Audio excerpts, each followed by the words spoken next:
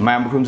mission Impact News ni Impact News ki special broadcaster Wang Lal Pal Ma'am butang musari ngasi special broadcaster unugadu MUSC Miam na caster unugadu MUSC Miam na hena ai na saktak thraga ju khangna Manipur Miam na khwaidagi pamnaba khwaidagi yaraba haba adugumba misamani khoi handakta Manipur gi oina Miam na khanbikhraba inner Manipur parliamentary constituency khoi Lok Sabha election gi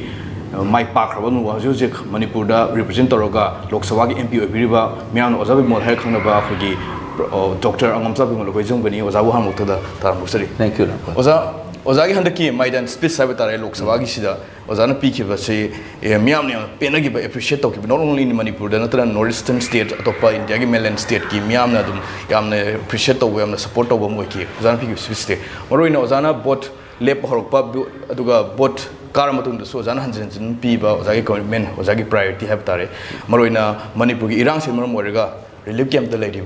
internally displaced people sing a sea, Masagi Hana Hanagim, the resettlement Donaba, priority period of Honagani, have Woham Simak, Ozagi Hanba, Parliament Tanki, species of Pali Habatare. See the Miam, Pian, Manipur represent over Manipur Damukta, South Tuxana, Manipur Damukta, Parliament, Wang, Gamba, Muema, Torega, Manipur Miam, Gitamoy, the Penza, Bamudi, and the Pauki Batare. Ruling government came ahead with BJP market criticism, Karalega, Miam, Gitamoy, the Pian, but the Haraus of Moiki, Ozana Loki steps. Ozan Heg Parliament Tamkiba next day Havatare, Wang the Saima, Wang the Laki, Prime Minister Modi Su, Wang Ambo, Kiba Gedo and Pian Laki. Sibatanks the Piana Tamuki Wahams, the pinning I will be Brozaki happening Honkali. Lamna the Wading Angale, Lamsanga, Akoigi opposition Giko, Minasu, Akoigi, Mawa Moitrazi, Moy. And the Rahul Gandhi or my Amchang Angelapo. A day Matakamo Hoigi Manipur Minaga Sumana Kanigai Simoi. I too can't be one my body language. Moina Kalu Dabzan, expector Dabzanico.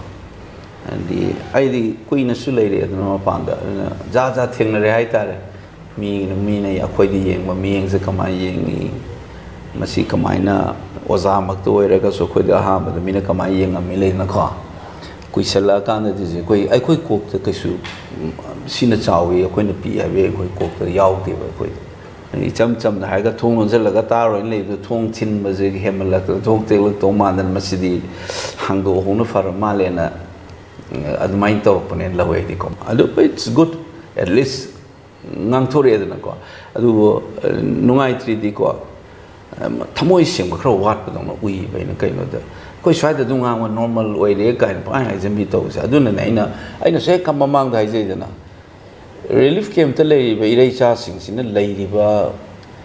Ikainu scene and a pin the bar. Ikailazani sort of the lepoga port you on Bagazia, the Gidi Makubo, Manimbo, Matagari, Amenta, the Crabaments and lay. Moirang Gagachalu, the toilet Mapam the woman on Wawan and the Pamunga Tumale or Peter Tumova, Mapongale. So me even a lady that will not tell. Lady Vapuna Maktu normal way, Hazele, office car, school car, and Akoinus, etc. Some medical college, a quiz hat at Yapunte. Man was a Musila, the PM species in a kind of Kanzani with Simarina, Ozana, PM speed, Manpuman, the PD among the Ozana P. Suicida, BJP, citing Marina BJP, MLA, including BJP, Manipur, Makadi, Ozaga, P. species, I'm not targeting idea Adubu, where core issue, root cause, Iran, root cause, Chitava Mali, Matam Pangam, the no one about the Iganas, people Ergazu. Aina Laksani Wohamna, PMG species, same Manipuri issue, solution, Propaya, Gimong, core issue, Mayama, Palangang, Badim, Tangandraga, issue Sibu, Yam Samna Logimong, the Haukiba incident, Ninjangaga, Congress Langatam, the PR 10 times, Tongibani, 1993 reference of Peter Gazimanga and Sankibani, Iran, Sigan of Piba, Iran, Siam Tuna Lucino, Honagani, have a commitment of the Yaroga, Piba, Woham dip the Pandaba. Simatansi the Ozagi Motkari having. Aduna I see, Puxil Sim Kro Watley and High Seco.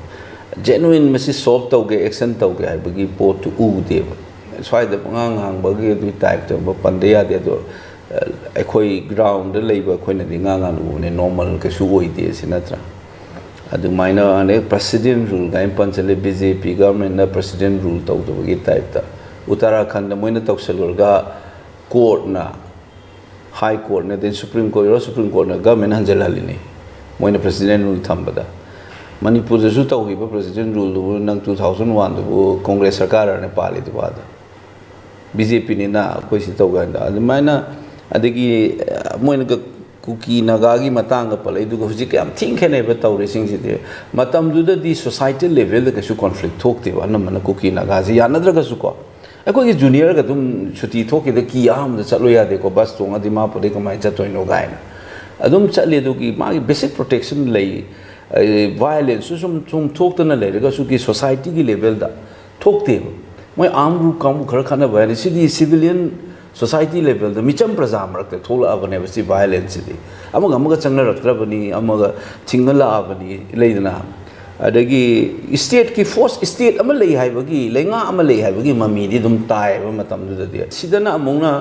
Community अनि खनब नते सिदी मणिपुर सरकार गा illegal immigrant गा खनबनी हाय अमोंगना terrorist नाको terrorism हाय सोना गंदा अमित शाह ना मो terrorism नती मो हारकनी अदगी सोना का कुकी गा ना मैतै गा खनब नते सिदी स्माय हार गा सोना गंदा मो कुकी गा मैतै गा वरी सा गदम ने समनरी ब्रा नंग गा खनब नते मो हारगा इमानी संतान ना वाई साव जो आर्थ थोई ब्रा बसे सुमाइना कॉन्ट्राडिक्टरी होइबा चेत नबा कंफ्यूजन मैम पंगांग द ngang गा लेरगा अदगी नॉर्मल ओइरेगा हाइजे सिगी सि केसु नंग कुकी नागा मतम द थोकी देव 1993 द थोकीबा थौदोक तो ngasi ga se yam ti khene ga se masi kupsan naga politics tawdana congress na aina sum taw leire ba ko uji sarkar pai ba moi gi failure ni su ga pusalei do su go ji karino 29 the February ki tang kuma pan gi su si bu leiri bu leitra be si bu congress na khunga do pa khumla na traga hujik langa iba kamu khunga do ri braba adigi munna yem gi ba lai su herba le pa masa ngak ni manipur da yu jan jan ngai ni su gi agreement da su ji lothok pa ji kana gi makut lai gi yeng oba agreement ni matuina state government da lai ni iri ne ba su gi ta state government ki di koi gi cabinet na ware blor ga handok pa gi process am de lai ba kara adu mo adom to open to hayu hai ni ne mi gi group ani khakta da gi lauthorei ne withdraw tawre na si tawri si di nang group mayam du gi representative group mayam yawri ni kun kumanga am yawri ni adu hene la handu e ya bra ne ma hando pe reason am piga dam hujik es ground on to ga re ngang de ne aina ngang da wara du government ngang da wara ba joint monitoring committee da aina changa hujik thangalu ya bra ba you know se ground to ga re se akoi gi CLP leader XCM na na traga akoi gi tamoran ji na chala ga hujik thangalu ya bra ba joint monitoring da government gi representative ya ni manipur gi moina ground rule se to ga re se joint monitoring group ta thaga da bne evidence kathat pe ya da adagi e ri ba terminology ga to munna pa da bai ta to miya nam uchchai le re ba ground rule se permanent kaino repeatedly kaino wahim yauri ba amutang ground rule thugai me yaroi done ba moi decision lau doi se repeatedly ground rule thugai ra pa taraba sigi group sing sina adu oira badi joint monitoring group sina recommendation piraga government of the Manipur na state government na sigi agreement se terminate tau do ne se su gi agreement da yauri ne ba kuiram ne ngangje reise se to hang bi use monitoring group ta sigi ground rule thugai sibu complaint tau gi bu record le bi bra su gi extension gi order de lei tawni na su gi matam di loi ga di driving license expire oira ba pot ne ba su lei te bu husik leitraga di nang gi police gi army gi ka do boi moi gi mathak action lo ri no bo se si ne na important oiba so na thai na su pu khatte ga tau lei re stage da mina ngang mi ba pot da su ga sai husik pu khalaki ni Pukhalak pada sebak phalak ini usi government na usi ayu hangak ini jadi hangak phalak ini apa sih? Su the designated came to the lake itu benih hai ne ba kader singdo. Sikit teri keno jat kariba trains taura ka sida itu bangka sasa lagi jibu ke designated came lah ne. Asyik khud hai adi buka ino besi the union government ke troop ni khang di police na. Designated came apa anthoro itu su gi rule tu ka amne moi jadi action lokum thokni ifong phong na leira wane besi the bangka sasa lagi. Hajuk action lokum am tu kai ne khan bi ka. Adu nei nang na parliament dah hangam itu moi ne gyan ta dri besi. Deeply militarized oira state ni armed police na civil police na masing am India the state khara khakta ni Manipur is one of them. Akoijam ne ba. Civil police adi si ko ki criminal investigate tauna ba leiba police station leiba ngu. Armed police ai ga MR gumba IRB gumba se. Law and order sum se 10% makha da leiba police force ki number da. Atopa state sing da Kashmir gumba Manipur gumba da dina sigi armed police ki masing jina civil police masing de he level militarized ki sign le ba to ko ꯑꯗꯨꯒꯤ ꯃꯊꯛꯇꯁꯨ CRPF Central Police Organization ꯂꯩꯔꯤꯕ ꯀꯥꯡꯕꯨ ꯑꯗꯩ Assam Rifle Paramilitary ꯂꯩꯔꯤꯕ ꯀꯥꯡꯕꯨ ꯑꯗꯩ Regular Army ꯅꯪꯒꯤ Maratha Light ꯑꯗꯩ ꯂꯩꯔꯤꯕ ꯃꯌꯥꯝ ꯂꯩꯗꯅ ꯁꯦ Regular Army ꯂꯩꯕꯁꯤꯅ ꯏꯟꯆꯤ ꯈꯨꯗꯤꯡꯒꯤ ꯀꯚꯔ ꯑꯩꯈꯣꯏ ꯁꯤꯡꯖꯃꯩꯗ ꯁꯤꯗ ꯀꯝꯄꯦꯅꯤ ꯑꯃ ꯂꯩꯗꯅ ꯃꯥꯒꯤ jurisdiction ꯑꯃ ꯀꯣꯜꯂꯤꯅꯦ police station ꯅꯪꯅ so every square centimeter ꯁꯤ ꯁꯨꯃꯥꯏꯅ ꯀꯨꯞꯇꯅ ꯂꯩꯔꯕ ꯁꯤꯐꯥꯏꯅ ꯄꯤꯛ ꯊꯜꯂꯕ ꯃꯐꯝꯁꯤꯗ ꯃꯤ 50,000ꯒꯤ ꯃꯌꯨꯝ ꯊꯨꯒꯥꯏꯔꯁꯨ ꯀꯃꯥꯏꯅ ꯊꯨꯒꯥꯏꯍꯜꯂꯤꯅꯣꯕ ꯁꯤꯒꯤ ꯀ꯭ꯋꯦꯁꯟꯁꯤꯅꯦꯕ ꯑꯩꯅ ꯄꯥꯔꯂꯤꯌꯥꯃꯦꯟꯗ ꯍꯧꯖꯤꯛ ꯍꯪꯉꯤꯕ ꯑꯩꯅ ꯅꯦꯁꯅꯦꯜ ꯃꯦꯗꯤꯌꯥꯗꯁꯨ ꯍꯪꯒꯠꯂꯛꯏꯁꯦ ꯁꯤ ꯑꯩꯈꯣꯏ ꯃꯅꯤꯄꯨꯔꯗꯁꯨ ꯍꯧꯖꯤꯛ ꯑꯩꯈꯣꯏꯒꯤꯗꯤ ꯀꯣꯡꯒ꯭ꯔꯦꯁꯁꯤꯗꯤ ꯍꯪꯒꯠꯂꯛꯈꯤꯅꯦꯕ ꯁꯤ ꯑꯦꯁꯦꯝꯕ꯭ꯂꯤ ꯇꯧꯔꯁꯨ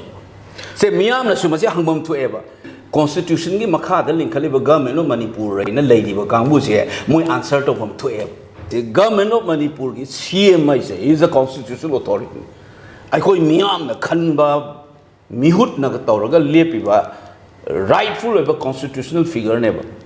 ꯃꯥꯅ ꯄꯤꯕ ꯑꯣꯔꯗꯔꯗ ꯏꯟꯗꯕꯗꯨꯒꯤ ꯃꯊꯛꯇ ꯑꯦꯛꯁꯟ ꯂꯧꯕ ꯉꯝꯗꯕꯗꯨꯗꯤ ꯃꯣ ꯀꯔꯤ ꯍꯥꯏꯒꯗꯒꯦꯕ ꯁ꯭ꯄꯥꯏꯟꯂꯦꯁ ꯍꯥꯏꯔꯛꯄ ꯇꯥꯕꯅꯤ ꯑꯣꯖꯥ ꯑꯣꯔꯤꯐꯤꯝꯁꯗ ꯁ꯭ꯇꯦꯠ ꯒꯚꯔꯟꯃꯦꯟꯠꯁꯨ ꯃꯥꯒꯤ ꯇꯧꯐꯝ ꯊꯣꯛꯄ ꯄ꯭ꯔꯣꯄꯔ ꯃꯥꯒꯤ ꯊꯕꯛꯁꯦ ꯄꯥꯡꯊꯣꯛꯄ ꯉꯝꯗ꯭ꯔꯦ ꯑꯗꯨꯒ ꯁꯦꯟꯇ꯭ꯔꯦꯜ ꯒꯚꯔꯟꯃꯦꯟꯠꯁꯨ ꯑꯣꯖꯥꯅꯁꯨ ꯊꯝꯕꯤꯔꯤꯗꯨꯅꯤ ꯌꯥꯝꯅ ꯄꯨꯛꯆꯦꯜ ꯁꯦꯡꯅ ꯁꯣꯂꯨꯁꯟ ꯏꯁꯨꯁꯤ ꯂꯣꯏꯁꯤꯟꯅꯕ ꯍꯣꯠꯅꯕꯒꯤ ꯃꯃꯤꯁꯤ ꯏꯇꯥ ꯇꯥꯗꯕ ꯐꯤꯕꯝꯗ ꯂꯩꯔꯦ ꯑꯗꯨꯅ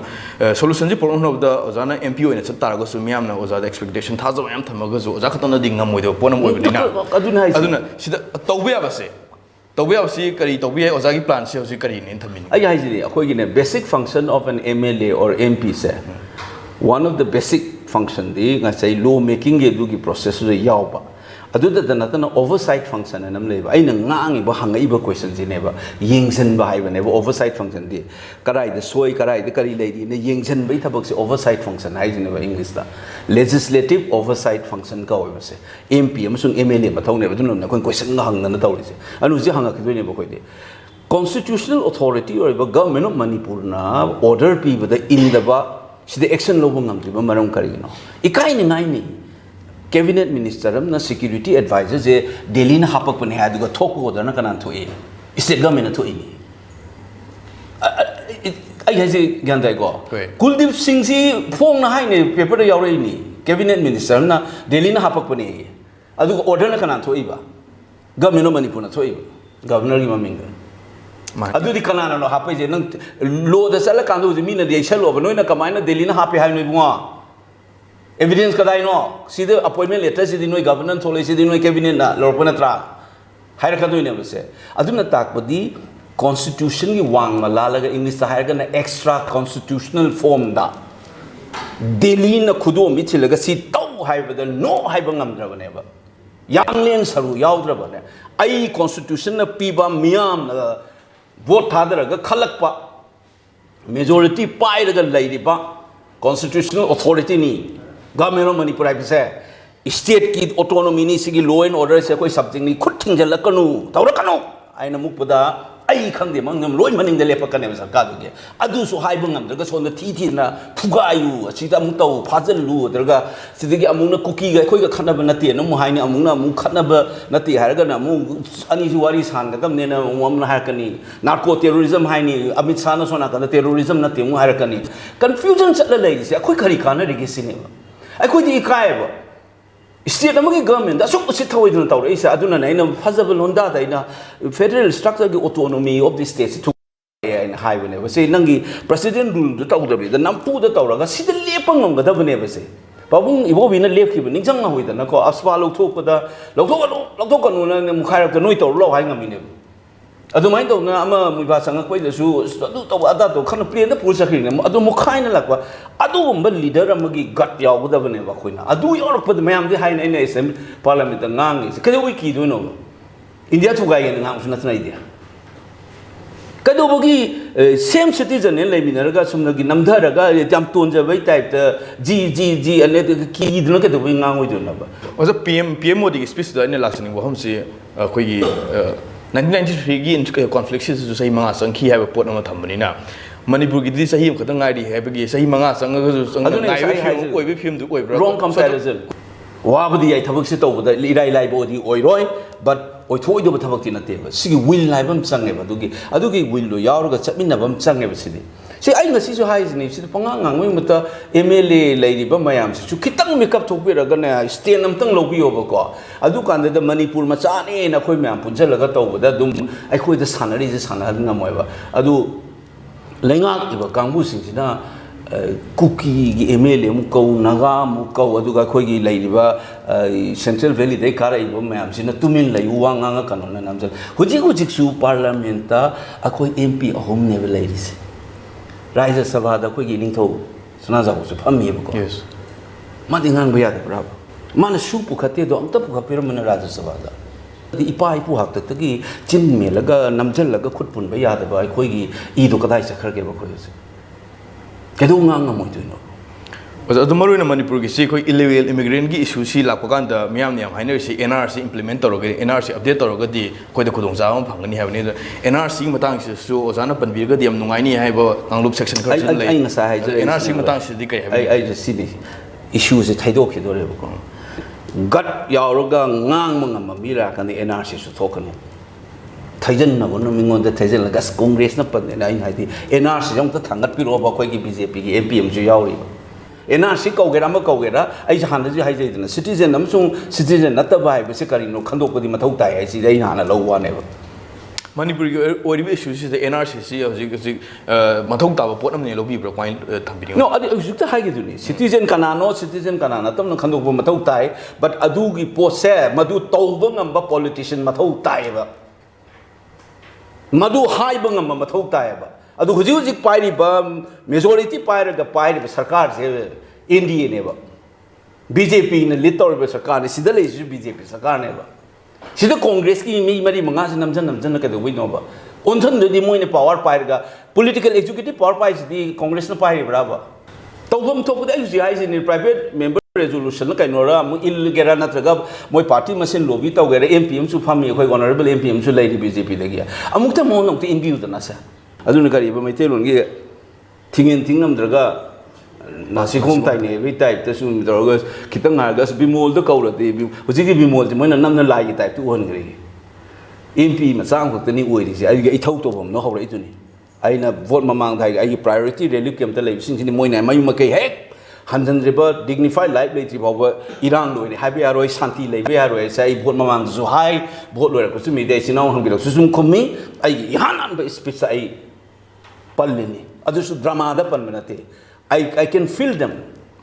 When a Kayam Tino Ikai, the late no Itale said Tamoy, the Palagang Powane, politician, the option of Wang Dumai Minate. Really came to lady wishing Sigi resettlement, and one Hanjala lady never was an essentially Kongtang, she could have owns him, but found the box and didn't begin Pantam the week of the break white video. Number one, Queen Kangada said, English the phrase, I'm like pushing under the carpet. Udana carpet, Makadi Insenbato. I don't know if normal way, school carry, office carry, long Congo, but English, Vonamang Suyaw, the Yaw, quite normal. Winning any, I know they look himself to harmony. School carry, office carry in Fala, that's a really young, don't Kalakani, and Nuigi Awa, carpet, Makati in Zengiva, pushing under the carpet. I should not yaro, I think talk to see our lady, see our ladies in Angomcha. I told him, she had Torokandana, Tabak Town, Nabukarito, where I say Isaac initiative of Laura Kiniko. I go in. Logzabagi one, quite a Kaitoya, the Holakini, I committee, Miss Semnova, Ina, John Mounts, I get to give Pashuto Rico. See a glory pada, Namdana Taunaba, Aina, Moy Handanaba sa, Sarkas, the Manapa, Sarkas, Chak, Chilagasiwar in normal way, school, college car, office car, and Torcanu, see Uraba, and Kodomi, Chak Tilaga. Namdana problems, and Moina power, no more in 5 minutes, short point of another symbol to Nebuchadnezzar. I couldn't sukarita, Umami, Moy, Matang Pang, Nabucco, as a citizen, Adusu, Humanton, Honaminaba. Chito was a Aiki Tony, Moin head excellent low river now. Nang Mazimato die. Ozalo Shalapada Miam Su, Puna Wakal Taminaba, or you issue, see, Puna Pazana clearly understand the Sangi Kainoga solution, see, Poruno Honava Havatariaduna, Ozagi Saitagi, Yam, immediate the next step to whatever Kari plan, Legadicari, not Tambu, Miam, the Su Ozagi or Bauzilam Tambu. I just I basic function, Matau, Miam, Naibu can be than an MP, I say MP, Matauza Kainota, legislative oversight function. Executive na tauri ba mayam sida asoi angam kari lady kainu kari na kari no ise miyam da puthok ta na masi question taw na yengjan ba jai thau ne aduna ai live session khuding mutai usi question hangala kani lay parliamentary question hanggi ko star question non star question ngai lay ko matang chara kan di 0 hour lor ga to pai specific discussion am taw na ba ilak pai ko adugi posi ai basic na thau ngai ise fail obi da ba ꯏꯁꯣꯔꯅ ꯆꯥꯟꯅꯅ ꯑꯩ ꯃꯁꯤ ꯐꯖꯅ ꯄꯥꯡꯊꯣꯛꯄ ꯉꯝꯕ ꯋꯥ ꯉꯥꯡꯕꯗ silent ꯑꯣꯏꯍꯟꯗꯕꯀꯣ ꯑꯩꯈꯣꯏꯒꯤ ꯏꯁꯨꯁꯤ ꯍꯟꯖꯟ ꯍꯟꯖꯟ ꯉꯥꯡꯕꯁꯦ ꯑꯩ ꯃꯁꯤꯒꯤꯁꯤꯅ ꯕꯦꯁꯤꯛ ꯃꯊꯧꯅꯦꯕ MP ꯍꯥꯏꯁꯦ ꯌꯦꯡꯁꯤꯟꯕꯁꯦ ꯑꯩꯒꯤ ꯃꯊꯧꯅꯦꯕꯁꯦꯀꯣ ꯑꯗꯨꯅ ꯁꯤꯃꯗꯤ ꯑꯩ ꯇꯧꯒꯅꯤ ꯑꯗꯨꯒ ꯑꯩꯅ ꯃꯅꯤꯄꯨꯔ ꯃꯤꯌꯥꯝꯗ ꯍꯥꯏꯁꯦ BJP ꯑꯣꯏꯒꯦꯔꯥ ꯀꯣꯡꯒ꯭ꯔꯦꯁ ꯑꯣꯏꯒꯦꯔꯥ ꯏꯔꯩꯄꯥꯛꯁꯦ ꯆꯥꯏꯔꯦ ꯁꯤꯃꯇꯗꯤ ꯑꯩꯈꯣꯏ ꯃꯨꯟꯅ ꯌꯥꯟꯃꯤꯟꯅꯁꯤ ꯅꯣꯔꯃꯦꯜ ꯑꯣꯏ ꯍꯥꯏꯕꯤꯔꯛꯀꯅꯨ ꯆꯍꯤ ꯂꯤꯁꯤꯡ ꯂꯩꯕ ꯑꯁꯨꯛ ꯌꯥꯝꯅ ꯐꯤꯕꯝ ꯁꯣꯛꯄ ꯑꯩꯈꯣꯏ ꯂꯩꯇ꯭ꯔꯤ ꯄꯥꯔꯇꯤ ꯈꯛꯇꯒ ꯌꯦꯡꯉꯛꯀꯅꯨ ꯑꯆꯨꯝꯕ ꯆꯥꯛ ꯆꯥꯅ ꯄꯉꯥꯡ ꯉꯥꯡꯅꯒꯨꯝꯁꯤ ꯇꯧꯒꯗꯕ ꯏꯊꯧꯁꯤ ꯃꯁꯛ ꯃꯨꯟꯅ ꯈꯪꯅꯁꯤ ꯑꯗꯨꯒ ꯀꯣꯑꯣꯄꯔꯦꯁꯟ ꯇꯧꯁꯤ ꯑꯗꯨꯒ ꯊꯕꯛ ꯇꯧꯃꯤꯟꯅꯁꯤ ꯍꯥꯏꯕꯗ ꯃꯥꯏ ꯂꯩꯔ ꯆꯦꯟꯒꯗꯧꯕ ꯑꯗꯨꯒꯨꯝꯕ ꯑꯩ ꯃꯤꯗꯤ ꯅꯠꯇꯦ ꯍꯥꯏꯕ ꯑꯃ ꯑꯩ ꯍꯥꯏꯖꯒꯦꯀꯣ ꯃꯤꯌꯥꯝꯅ ꯀꯥꯎꯕꯤꯔꯣꯏꯗꯕ ꯑꯃ ꯑꯗꯨꯕꯨ ꯃꯤꯌꯥꯝꯅꯁꯨ ꯍꯪꯒꯗꯕ ꯀꯣꯏꯁꯟꯁꯦ ꯍꯪꯕꯤꯌꯨ ꯗꯤꯁꯇ꯭ꯔꯦꯛ ꯇꯧꯕ ꯌꯥꯝ ꯐꯦꯁꯕꯨꯛꯇ ꯀꯩꯗ ꯄꯉꯥꯡ ꯉꯥꯡꯕꯁꯨ ꯌꯥꯝ ꯂꯩꯕꯅꯤ ꯑꯗꯨ ꯅꯠꯇꯕ MLAꯒꯤ ꯃꯊꯧ ꯀꯔꯤꯅꯣ ꯂꯩꯉꯥꯛꯀꯤ ꯃꯊꯧ ꯍꯥꯏꯁꯤꯅ ꯀꯔꯤꯅꯣ ꯑꯗꯒꯤ ꯑꯣꯏꯔꯤꯕ ꯐꯤꯕꯝꯁꯤꯕꯨ ꯀꯔꯤꯅꯣ ꯑꯃꯅ ꯑꯃꯨꯛ ꯍꯥꯏ ꯑꯃꯨꯛ ꯇꯦꯔꯣꯔꯤꯖꯝ ꯍꯥꯏ ꯇꯦꯔꯣꯔꯤꯖꯝ ꯅꯠꯇꯦ ꯑꯣꯟꯅ ꯌꯥꯟꯗꯅ ꯇꯧꯔꯤꯕꯁꯤꯒꯤ ꯃꯨꯛꯇ ꯀ꯭ꯂꯦꯔꯤꯇꯤ ꯑꯃ ꯏꯟꯇꯦꯂꯦꯛꯆꯨꯋꯦꯜ ꯀ꯭ꯂꯥꯁꯅꯤ ꯈꯪꯗꯦ ꯖꯔꯅꯦꯂꯤꯁꯅꯤ ꯈꯪꯗꯦ ꯄꯨꯜꯂꯒꯅꯦ ꯑꯩꯈꯣꯏ ꯁꯤꯃꯇꯪꯗꯤ ꯀꯥꯎꯒꯨꯝꯁꯤ ꯑꯩꯈꯣꯏꯒꯤ ꯄꯨꯋꯥꯔꯤꯗ ꯑꯃꯨꯛꯇ ꯊꯦꯡꯅꯈꯤꯗ꯭ꯔꯤꯕ ꯐꯤꯕꯝꯅꯤ ꯁꯤꯗꯩꯁꯤꯗ ꯗꯤꯅꯥꯏ ꯇꯧꯔꯒ ꯁꯤꯒꯨꯝꯕꯒꯤ ꯐꯤꯕꯝ ꯊꯤꯡꯁꯨꯑꯁꯤ ꯐꯥꯎꯕꯗ ꯁꯤꯅ ꯑꯗꯨꯅꯤ ꯑꯗꯥꯅꯤꯅ ꯇꯧꯅꯔꯒ ꯑꯣꯏꯗ ꯄꯥꯗꯕ ꯉꯥꯡꯁꯤꯟꯗꯅ ꯁꯨ ꯄꯨꯊꯣꯛꯑꯝꯒꯗꯕꯅꯤ ꯑꯗꯨ ꯇꯧꯔꯝꯒꯗꯕꯅꯤꯅ ꯗ꯭ꯔꯃꯥ ꯇꯧꯕ ꯂꯦꯞꯄꯤꯌꯨ ꯃꯤꯌꯥꯝꯅ ꯃꯁꯤ ꯍꯦꯛ ꯃꯣꯏꯗ ꯇꯞꯇ ꯂꯩꯁꯜꯂ ꯍꯪꯉꯛꯄ ꯃꯇꯝꯗ ꯃꯣꯏꯁꯨ ꯀꯧꯅ ꯑꯗꯨꯒ ꯏꯆꯤꯟ ꯏꯅꯥꯎ ꯔꯨꯂꯤꯡ ꯄꯥꯔꯇꯤꯗ ꯂꯩꯕꯤꯔꯤꯕꯁꯤꯁꯨ at the end of the day ꯂꯝꯗꯝꯁꯤꯒꯤ ꯏꯔꯩꯆꯥꯅꯤ ꯏꯔꯩꯆꯥ ꯃꯁꯦꯟꯒꯤ ꯈꯟꯒꯗꯕ ꯋꯥꯈꯜꯂꯣꯟ ꯇꯧꯅꯁꯤ ꯑꯉꯝ ꯁꯛꯅꯗꯅ ꯀꯔꯤ ꯍꯥꯏꯅꯤ ꯑꯣꯏꯗ ꯄꯥꯗꯕ ꯉꯥꯡꯕꯤꯔꯛꯀꯅꯨ ꯑꯩ ꯉꯁꯤ ꯁꯨꯝ ꯍꯟꯅ ꯍꯥꯏꯖꯒꯦ MP ꯑꯃꯈꯛꯇꯪ ꯑꯣꯏꯖꯕꯅꯤ ꯑꯦꯟꯇꯥꯌꯔ ꯂꯩꯉꯥꯛꯁꯤꯒꯤ ꯁꯛꯇꯤ ꯄꯥꯏꯔꯤꯕ ꯄꯣꯂꯤꯇꯤꯀꯦꯜ ꯑꯦꯛꯖꯤꯀ꯭ꯌꯨꯇꯤꯚ ꯄꯥꯏꯔꯤꯁꯦ ꯀꯣꯡꯒ꯭ꯔꯦꯁ ꯅꯠꯇꯦ ꯔꯨꯂꯤꯡ ꯄꯥꯔꯇꯤꯅꯅꯤ ꯊꯕꯛ ꯃꯣꯏ ꯇꯧꯒꯗꯕꯅꯤ ꯃꯁꯤ ꯃꯣꯏ ꯀꯥꯎꯒꯅꯨ ꯑꯗꯨꯅ ꯍꯦꯛ ꯂꯩꯁꯤꯟꯕꯒ ꯀꯣꯡꯒ꯭ꯔꯦꯁ ꯀꯩꯗꯧꯔꯤꯒꯦ ꯑꯗꯩ ꯍꯥꯟꯅ ꯀꯣꯡꯒ꯭ꯔꯦꯁꯅ ꯑꯩꯅ ꯁꯨꯝ ꯇꯧ ꯂꯩꯔꯤꯁꯦ ꯀꯥꯟꯅꯗꯕ ꯋꯥꯅꯤ 1993ꯒꯤꯗꯨ ꯔꯣꯡ ꯀꯝꯄꯦꯔꯤꯖꯟꯅꯤ ꯉꯁꯥꯏ ꯍꯥꯏꯖ ꯃꯌꯥꯝꯗꯣ ꯑꯔꯥꯟꯕ ꯃꯌꯥꯝ ꯉꯥꯡꯉꯤꯁꯦ ꯃꯁꯤ ꯀꯣꯡꯒ꯭ꯔꯦꯁꯀꯤ ꯅꯠꯇ꯭ꯔꯒ ꯑꯩꯈꯣꯏ ꯑꯣꯄꯣꯖꯤꯁꯟ ꯈꯛꯇꯅ ꯆꯨꯝꯊꯣꯛꯀꯗꯕ ꯅꯠꯇꯦ ꯑꯗꯨꯅ ꯑꯦꯚ꯭ꯔꯤꯕꯣꯗꯤ ꯑꯩꯈꯣꯏ ꯄꯨꯂꯞ ꯇꯧꯃꯤꯟꯅꯁꯤ ꯏꯔꯩꯆꯥ ꯄꯨꯝꯅꯃꯛ ꯑꯃꯠꯇ ꯑꯣꯏꯅ ꯋꯥꯔꯛ ꯇꯧꯃꯤꯟꯅꯁꯤ ꯑꯗꯨꯒ ꯑꯔꯥꯟꯕ ꯑꯣꯏꯗ ꯄꯥꯗꯕ ꯉꯥꯡꯕꯗꯗꯤ ꯇꯨꯃꯤꯟꯅ ꯂꯩꯕꯤꯒꯅꯨ ꯑꯩꯒꯤꯗꯤ ꯑꯩꯒꯤ ꯇꯧꯐꯝ ꯊꯣꯛꯄ ꯍꯪꯉꯛꯈꯤꯅꯤ ꯀꯣꯏꯁꯟ ꯌꯥꯝꯅ ꯂꯩꯉꯥꯛꯇꯗ ꯅꯠꯇꯦ ꯂꯥꯟꯅ ꯇꯧꯔꯤꯕ ꯏꯟꯇꯔꯅꯦꯁꯅꯦꯜꯗ ꯑꯩꯈꯣꯏꯕꯨ ꯂꯥꯟꯅ ꯄ꯭ꯔꯖꯦꯟ ꯇꯧꯔꯤꯕ ꯐꯦꯛꯆꯨअल ꯑꯣꯏꯗꯕ ꯀꯥꯇꯨꯛ ꯀꯥꯔꯟ ꯉꯥꯡꯉꯤꯕ ꯃꯌꯥꯝ ꯏꯟꯇꯔꯅꯦꯁꯅꯦꯜ ꯃꯦꯗꯤꯌꯥꯗ ꯇꯧꯔꯤꯕ ꯃꯌꯥꯝꯁꯦ ꯅꯍꯥꯟꯈꯩꯗꯤ ꯑꯣꯖꯥ ꯑꯣꯏꯅ ꯉꯥꯡꯉꯒ ꯈꯕꯔꯗ ꯏꯔꯝꯕꯅꯤꯅ ꯉꯁꯤꯗꯤ ꯑꯣꯟ ꯗ ꯐ꯭ꯂꯣꯔ ꯑꯣꯐ ꯗ ꯍꯥꯎꯁ ꯑꯩ ꯉꯥꯡꯈꯤꯅꯦꯕ ꯑꯩꯁꯦ ꯑꯗꯨ ꯅꯦꯁꯅꯦꯜ ꯃꯦꯗꯤꯌꯥꯗꯁꯨ ꯉꯥꯡꯉꯩꯁꯦ ꯀꯣꯏꯁꯟ ꯇꯧꯈꯠꯂꯛꯈꯤꯅꯦꯕ ꯄꯨꯋꯥꯔꯤꯗ ꯑꯩꯈꯣꯏ ꯁꯤꯒꯨꯝꯕ ꯐꯤꯕꯝ ꯑꯝꯇ ꯃꯥꯌꯣꯛꯅꯔꯛꯇ꯭ꯔꯤ ꯇꯧꯒꯗꯕ ꯏꯊꯧ ꯑꯩꯅ ꯇꯧꯒꯗꯕ ꯏꯊꯧꯗꯥꯡ ꯐꯖꯅ ꯄꯥꯡꯊꯣꯛꯁꯤ ꯅꯤꯡꯍꯟꯒꯨꯝꯁꯤ ꯆꯍꯤ 2000 ꯍꯦꯟꯅ ꯍꯥꯏꯔꯛꯄ ꯐꯨꯔꯨꯞꯅꯤ ꯇꯤꯠꯇꯥ ꯇꯧꯔꯒ ꯅꯝꯁꯤꯜꯂꯒ ꯇꯧꯈꯤꯗꯧꯕ ꯐꯨꯔꯨꯞ ꯅꯠꯇꯦ ꯁꯨꯀꯥꯎ ꯀꯥꯎꯒꯨꯝꯁꯤ ꯑꯩꯈꯣꯏ ꯃꯁꯦꯟ ꯍꯦꯛ ꯃꯥꯟꯅꯔꯛꯄ ꯃꯇꯝꯗ ꯐꯅ ꯀꯟꯕ ꯄꯋꯥꯔ ꯑꯣꯏꯁꯅꯨ ꯅꯣꯕꯣꯗꯤ ꯀꯦꯟ ꯁꯄ꯭ꯔꯦꯁ ꯑꯁ ꯑꯩꯈꯣꯏ ꯅꯝꯗꯕ ꯀꯅꯥꯁꯨ ꯉꯝꯃꯣꯏ ꯍꯥꯏꯕꯁꯦ ꯑꯩ ꯃꯤꯌꯥꯝꯗ ꯄꯥꯎꯖꯦꯟꯖꯒꯦ ꯊꯥꯒꯠꯆꯔꯤ ꯊꯦꯡꯛ ꯌꯨ ꯃꯔꯨꯑꯣꯏꯅ ꯑꯣꯄꯣꯖꯤꯁꯟꯗ ꯂꯩꯕ ꯑꯩꯈꯣꯏ ꯑꯗꯨꯒꯨꯝꯕ ꯂꯤꯗꯔ ꯑꯃ ꯑꯣꯏꯅ ꯍꯥꯏꯕ ꯇꯥꯔꯦ ꯃꯤꯌꯥꯝꯒꯤ ꯂꯨꯆꯤꯡꯕ ꯑꯃ ꯑꯣꯏꯅ ꯑꯣꯖꯥ ꯕꯤꯃꯣꯜꯒꯤ ꯃꯥꯏꯀꯩꯗꯒꯤꯗꯤ ꯑꯦꯖ ꯑ ꯑꯣꯄꯣꯖꯤꯁꯟ ꯄꯥꯔꯇꯤꯗ ꯂꯩꯕ MP ꯑꯃ ꯑꯣꯏꯅ ꯂꯩꯉꯥꯛꯇ ꯇꯛꯁꯟꯕ ꯃꯔꯨꯑꯣꯏꯅ ꯃꯤꯌꯥꯝꯅ ꯊꯦꯡꯅꯔꯤꯕ ꯏꯁꯨꯁꯤꯡ ꯑꯁꯤꯒꯤ ꯃꯇꯥꯡꯗ ꯂꯩꯉꯥꯛꯇ ꯄ꯭ꯔꯦꯁꯔ ꯇꯧꯕ ꯂꯩꯉꯥꯛꯇ ꯋꯥꯍꯪ ꯇꯧꯕ ꯑꯗꯨꯒ ꯂꯩꯉꯥꯛꯅ ꯏꯁꯨ ꯑꯁꯤꯕꯨ ꯂꯣꯠꯁꯤꯟꯅꯕ ꯍꯣꯠꯅꯕꯁꯤ ꯄꯨꯊꯣꯛꯇꯨꯅ ꯃꯤꯌꯥꯝꯅ ꯊꯦꯡꯅꯔꯤꯕ ꯑꯋꯥꯕꯁꯤꯡ ꯑꯃꯗꯤ ꯈꯨꯗꯣꯡꯆꯥꯗꯕꯁꯤꯡꯁꯤ ꯈꯪꯍꯟꯗꯨꯅ ꯁꯤꯒꯤ ꯁꯣꯂꯨꯁꯟ ꯄꯨꯊꯣꯛꯅꯕ ꯍꯣꯠꯅꯕꯗ ꯑꯉꯝꯕ ꯊꯥꯛꯇ ꯃꯤꯌꯥꯝꯒꯤ ꯏꯍꯨꯜ ꯈꯪꯅ ꯍꯣꯠꯅꯈꯤꯒꯅꯤ ꯆꯪꯁꯤꯟꯈꯤꯒꯅꯤ ꯃꯤꯌꯥꯝꯒꯤ ꯄꯥꯝꯂꯤꯕ ꯑꯗꯨꯒꯨꯝꯕ ꯕꯟꯙꯨꯡ ꯑꯗꯨ ꯐꯪꯗ꯭ꯔꯤ ꯐꯥꯎꯕꯗ ꯑꯩꯈꯣꯏꯒꯤ ꯄꯥꯔꯂꯤꯌꯥꯃꯦꯟꯇ ꯑꯗꯩ ꯇꯣꯉꯥꯟ ꯄ꯭ꯂꯦꯠꯐꯣꯔꯝꯗ ꯂꯨꯆꯤꯡꯕꯁꯤꯡꯗ ꯁꯦꯟꯇ꯭ꯔꯦꯜ ꯒꯚꯔꯟꯃꯦꯟꯠꯀꯤ ꯂꯨꯆꯤꯡꯕꯁꯤꯡꯗ ꯑꯗꯨꯃꯛ ꯇꯛꯁꯤꯟꯈꯤꯒꯅꯤ ꯃꯤꯌꯥꯝꯁꯨ ꯋꯥꯈꯜ ꯇꯥꯃꯤꯟꯅꯗꯨꯅ ꯊꯣꯛꯂꯤꯕ ꯏꯁꯨ ꯑꯁꯤ ꯄꯨꯟꯅ ꯋꯥꯈꯜ ꯇꯥꯃꯤꯟꯅꯗꯨꯅ ꯑꯩꯈꯣꯏꯒꯤ ꯇꯁꯦꯡꯅ ꯑꯁꯣꯏꯕꯁꯤꯡ ꯄꯨꯊꯣꯛꯇꯨꯅ ꯋꯥꯍꯪ ꯇꯧꯕ ꯉꯝꯕ ꯑꯃꯁꯨꯡ ꯂꯩꯉꯥꯛꯇ ꯑꯩꯈꯣꯏꯒꯤ ꯁꯖꯦꯁꯟ ꯄꯤꯕ ꯉꯝꯕ ꯂꯩꯉꯥꯛꯄꯨ ꯆꯨꯝꯊꯣꯛꯄꯤꯕ ꯉꯝꯕ ꯑꯗꯨꯒꯨꯝꯂꯕ ꯃꯇꯤꯛ ꯆꯥꯕ ꯃꯤꯌꯥꯝ ꯑꯣꯏꯃꯤꯟꯅꯗꯨꯅ ꯑꯩꯈꯣꯏꯅ ꯑꯃꯠꯇ ꯑꯣꯏꯅ ꯊꯦꯡꯅꯃꯤꯟꯅꯗꯨꯅ ꯍꯥꯏꯔꯤꯕ ꯏꯁꯨ ꯑꯁꯤ ꯂꯣꯏꯁꯤꯟꯅꯕ ꯍꯣꯠꯅꯕ ꯃꯊꯧ ꯇꯥꯏ ꯍꯥꯏꯕꯅꯤ ꯑꯗꯨꯒ ꯂꯣꯏꯅꯅ ꯁ꯭ꯇꯦꯠꯇ ꯂꯩꯔꯤꯕ ꯁ꯭ꯇꯦꯠ ꯒꯚꯔꯟꯃꯦꯟꯠ ꯑꯁꯤꯁꯨ ꯃꯇꯤꯡ ꯂꯩꯅ ꯍꯥꯏꯕ ꯇꯥꯔꯦ ꯁꯦꯟꯇꯔꯅ ꯇꯧ ꯍꯥꯏꯕ ꯐꯝꯃꯨ ꯍꯥꯏꯔꯒ ꯐꯝꯃꯨ ꯂꯦꯞꯄꯨ ꯍꯥꯏꯔꯒ ꯂꯦꯞꯄꯨ ꯍꯥꯏꯕ ꯑꯗꯨꯒꯨꯝꯕ ꯐꯤꯕꯝꯗ ꯂꯩꯕꯒꯤ ꯃꯍꯨꯠꯇ ꯁꯦꯟꯇ꯭ꯔꯦꯜ ꯒꯚꯔꯟꯃꯦꯟꯠꯀꯤ ꯃꯥꯌꯣꯛꯇ ꯁꯦꯟꯇ꯭ꯔꯦꯜ ꯒꯚꯔꯟꯃꯦꯟꯠꯅ ꯇꯧꯔꯛꯂꯤꯕ ꯏꯜ ꯇ꯭ꯔꯤꯠꯃꯦꯟꯠ ꯑꯁꯤꯒꯤ ꯃꯥꯌꯣꯛꯇ ꯁ꯭ꯇꯦꯠ ꯒꯚꯔꯟꯃꯦꯟꯠꯁꯨ ꯂꯦꯞꯇꯨꯅ ꯑꯩꯈꯣꯏꯒꯤ ꯃꯤꯌꯥꯝꯒꯤꯗꯃꯛꯇ ꯑꯗꯨꯒꯨꯝꯂꯕ ꯃꯇꯤꯡ ꯂꯩꯅ ꯆꯪꯁꯤꯟꯕ ꯉꯝꯕ ꯑꯃꯗꯤ ꯃꯊꯧ ꯇꯥꯏ ꯍꯥꯏꯕꯅꯤ ꯉꯁꯤꯒꯤ ꯑꯣꯏꯅꯗꯤ ꯄꯥꯎꯗꯝꯖꯔꯤꯕ ꯀꯦꯃꯦꯔꯥ ꯄꯔꯁꯟ ꯑꯦꯜ ꯁꯨꯕꯥꯁ ꯁꯔꯃꯒ ꯂꯣꯏꯅꯅ ꯂꯥꯜꯄꯥꯜ ꯕꯦꯛ ꯅ꯭ꯌꯨꯁ ꯏꯝꯐꯥꯜ ꯑꯋꯥꯕ ꯐꯣꯡꯗꯣꯛꯆꯕ ꯑꯩꯈꯣꯏ ꯈ꯭ꯋꯥꯏꯒꯤ ꯏꯔꯛꯇ ꯇꯤꯟꯕꯤꯔꯝꯗꯨꯅ ꯑꯩꯈꯣꯏ ꯈ꯭ꯋꯥꯏꯕꯨ